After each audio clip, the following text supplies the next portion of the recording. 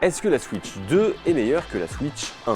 On est en train de tester la nouvelle console de Nintendo, on a commencé nos mesures et on peut déjà vous parler de l'écran. Bon, déjà côté fiche technique, quelques petits rappels. La dalle de la Switch 2, c'est toujours de l'IPS, mais on passe sur du 7,9 pouces, une résolution 1080p, une fréquence de rafraîchissement variable 120 Hz et l'apparition bienvenue du HDR10.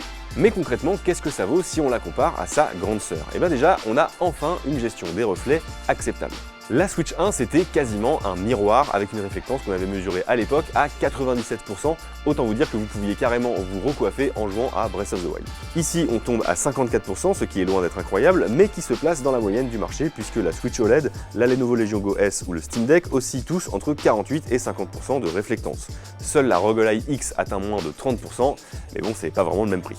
Avec une mesure à 8837 Kelvin, on a trouvé la température des couleurs de la Switch 2 un peu trop froide à notre goût. D'ailleurs, ça se voit à l'œil nu si on compare le menu de la Switch 1 à celui de la Switch 2. Bon, ceci dit, là aussi c'est une habitude sur les consoles portables qui ont tendance à tendre vers le bleu, mais sur la Switch 2 c'est vraiment flagrant et c'est dommage parce que c'est pas un paramètre réglable. Enfin, on note une très légère amélioration de la luminosité maximale en SDR puisqu'on passe de 360 candela par mètre carré sur la Switch 1 à 390 candela par mètre carré ici.